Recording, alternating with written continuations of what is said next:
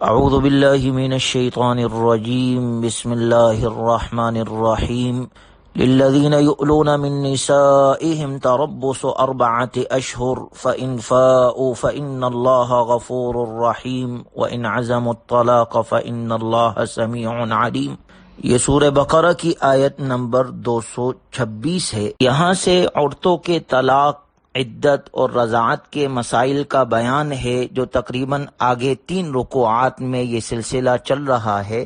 سورہ بقرہ میں جتنی تفصیل کے ساتھ طلاق، عدت اور رضاعت کے مسائل بیان کیے گئے ہیں، اتنی تفصیل کے ساتھ کسی دوسری صورت میں بیان نہیں کیے گئے ہیں۔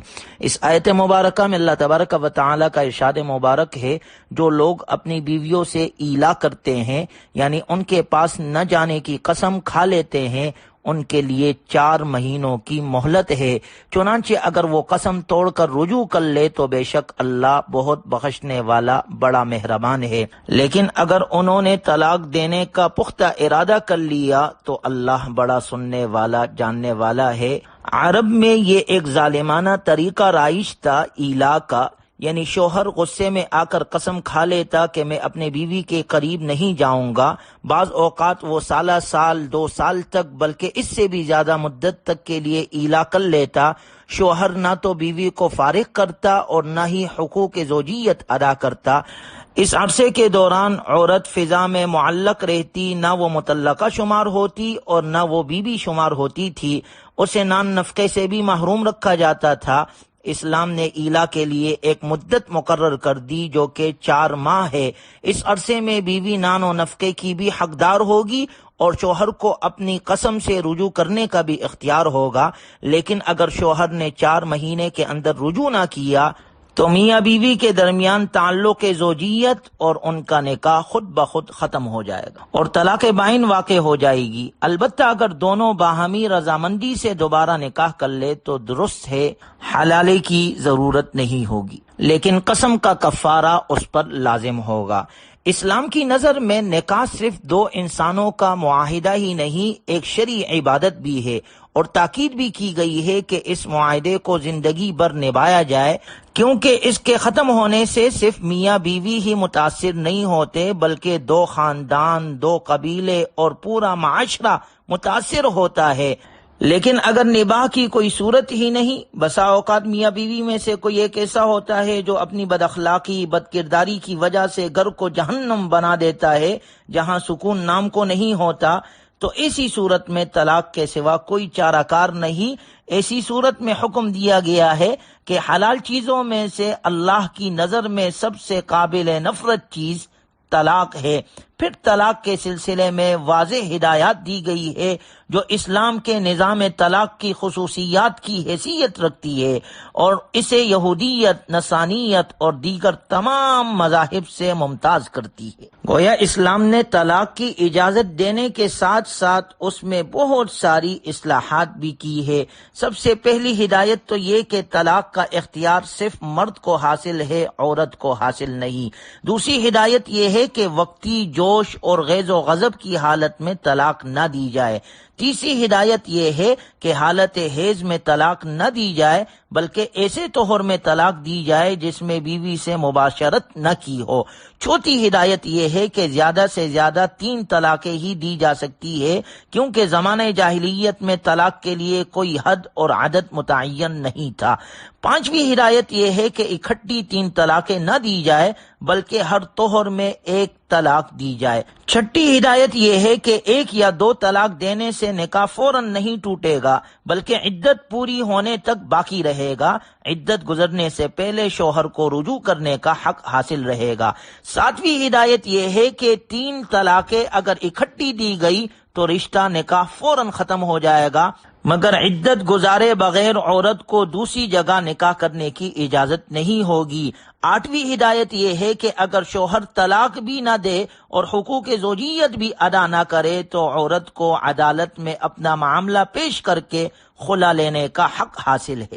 اگلی آیات میں جو احکامات ذکر کیے گئے ان کا یہ خلاصہ ذکر کیا گیا۔ اللہ تعالیٰ کا ارشاد مبارک ہے والمطلقات یتربصن بانفسہن ثلاثۃ قروء، اور جن عورتوں کو طلاق دی گئی ہے وہ 3 مرتبہ حیض آنے تک اپنے آپ کو انتظار میں رکھے۔ یہ مطلقہ عورتوں کی عدت کا بیان ہے، یعنی طلاق کے بعد انہیں 3 مرتبہ ایام ماہواری پورے ہونے تک عدت گزارنی ہوگی، جس کے بعد وہ کہیں اور نکاح کر سکیں گے۔ لیکن سورہ احزاب میں واضح کر دیا گیا ہے کہ عدت گزارنا اسی وقت واجب ہے جب میاں بیوی کے درمیان خلوت ہو چکی ہو۔ اگر اس سے پہلے ہی طلاق ہو گئی تو عدت واجب نہیں ہوگی۔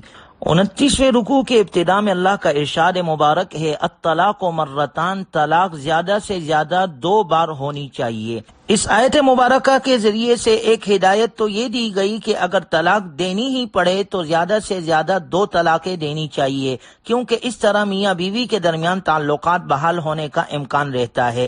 چنانچہ عدت کے دوران شوہر کو طلاق سے رجوع کرنے کا حق رہتا ہے، اور عدت کے بعد بھی دونوں کی باہمی رضامندی سے نیا نکاح نئے مہر کے ساتھ ہو سکتا ہے۔ لیکن جیسے کہ اگلی آیت میں فرمایا فَإِن طَلَّقَهَا فَلَا تَحِلُّ لَهُ مِن بَعْدُ حَتَّى تَنكِحَ زَوْجًا غَيْرَهُ، پھر اگر شوہر تیسری طلاق دے دے تو اس کے بعد وہ مطلقہ عورت اس کے لیے اس وقت تک حلال نہیں ہوگی جب تک وہ کسی اور شوہر سے نکاح نہ کر لے۔ یعنی 3 طلاقوں کے بعد دونوں راستے بند ہو جاتے ہیں اور تعلقات کی بحالی کا کوئی طریقہ باقی نہیں رہتا۔ دوسری ہدایت یہ دی گئی ہے کہ شوہر طلاق سے رجوع کا فیصلہ کرے یا علیحدگی کا، دونوں صورتوں میں معاملات خوش اسلوبی سے طے کرنے چاہیے۔ عام حالات میں شوہر کے لیے حلال نہیں کہ وہ طلاق کے بدلے مہر واپس کرنے یا معاف کرنے کا مطالبہ کرے۔ ہاں، اگر طلاق کا مطالبہ عورت کی طرف سے ہو اور شوہر کی کسی زیادتی کے بغیر ہو، مثلاً بیوی شوہر کو پسند نہ کرتی ہو اور اس بنا پر دونوں کو یہ اندیشہ ہو کہ وہ خوشگواری کے ساتھ نکاح کے حقوق ادا نہ کر سکیں گے، تو اس صورت میں یہ جائز قرار دیا گیا ہے کہ عورت مالی معاوضے کے طور پر مہر یا اس کا کچھ حصہ واپس کر دے، یا اگر اس وقت تک وصول نہ کیا ہو تو اسے معاف کر دے، جسے خلا کہا جاتا ہے، جس میں عورت کی طرف سے طلاق کا مطالبہ ہوتا ہے۔ اور خلا یک طرفانہ کاروائی نہیں ہے، بلکہ اس میں بیوی کے ساتھ شوہر کی بھی رضامندی ضروری ہے۔ البتہ عدالت کو اختیار ہے کہ وہ شوہر کی جانب سے زیادتی ثابت ہو جانے کی صورت میں نکاح فسخ کر دے، اور خلا سے بھی طلاق بائن واقع ہو جاتی ہے۔ اسی طرح عورت کو 3 طلاقیں واقع ہونے کے بعد اگر طلاق یافتہ عورت کسی دوسرے مرد سے نکاح کر لے مگر کسی وجہ سے اس کے ساتھ بھی نباہ نہ ہو سکے تو وہ اس سے طلاق لینے کے بعد پہلے شوہر سے نکاح کر سکتی ہے۔ اسے حلالہ کہا جاتا ہے۔ لیکن آج کل حلالہ کے نام پر جو ڈرامہ کیا جاتا ہے، اس کے کرنے والے اور کرانے والے دونوں پر حدیث میں لعنت کی گئی ہے۔ اس سے اپنے آپ کو بچانا چاہیے۔ سورہ بقرہ کے 30ویں رکوع میں اللہ کا ارشاد ہے والوالدات یرضعن اولادہن حولین کاملین لمن اراد ان یتم الرضاعہ، اور مائیں اپنے بچوں کو پورے 2 سال تک دودھ پلائے، یہ مدت ان کے لیے ہے جو دودھ پلانے کی مدت پورا کرنا چاہے۔ چونکہ اسلام عدل اور احسان کا دین ہے جو کسی پر بھی ظلم کی اجازت نہیں دیتا، خواہ بچہ ہو یا بڑا ہو، مرد ہو یا عورت۔ اس لیے اسلام نے دودھ پیتے بچوں کے حقوق بھی بیان کیے ہیں۔ آج تو پوری دنیا میں ڈنڈورا پیٹا جا رہا ہے کہ ماں کے دودھ کا کوئی نعم البدل نہیں، مگر اسلام نے اس وقت ماؤں کو اپنے بچوں کو دودھ پلانے کا حکم دیا جب پوری دنیا جہالت کی تاریکی میں ڈوبی ہوئی تھی اور ماں کے دودھ کی افادیت کسی کو معلوم نہیں تھی۔ اگر بالفرض میاں بیوی میں جدائیگی واقع ہو جائے تو بھی دودھ پیتے بچے کی پرورش اور اسے دودھ پلانے کا زیادہ حق ماں ہی کو حاصل ہے۔ طلاق اور جدائیگی کی سزا اس معصوم بچے کو دینا جائز نہیں۔ اگلی آیت میں عدت کا ذکر ہے والذین یتوفون منکم ویذرون ازواجا یتربصن بانفسہن 4 اشہر و10، اور تم میں سے جو لوگ وفات پا جائے اور بیویاں چھوڑ کر جائے تو وہ بیویاں اپنے آپ کو 4 مہینے اور 10 دن انتظار میں رکھے گی۔ پھر جب وہ اپنی عدت کی میعاد کو پہنچ جائے تو وہ اپنے بارے میں جو کاروائی مثلا دوسرا نکاح قاعدے کے مطابق کرے تو تم پر کچھ گناہ نہیں۔ یعنی جس عورت کا شوہر فوت ہو جائے اس کی عدت 4 ماہ 10 دن ہے، اگر بیوہ حاملہ ہو تو اس کی عدت وضع حمل ہے، اور مطلقہ عورت کی بھی عدت 3 حیض ہے، اگر حیض نہ آتا ہو تو پھر 3 مہینے ہے، اور اگر وہ حاملہ ہے تو اس کی عدت بھی وضع حمل ہے۔ اللہ تعالی ہمیں قرآنی تعلیمات پر عمل کرنے والا بنائے۔ وآخر دعوانا ان الحمد للہ رب العالمین۔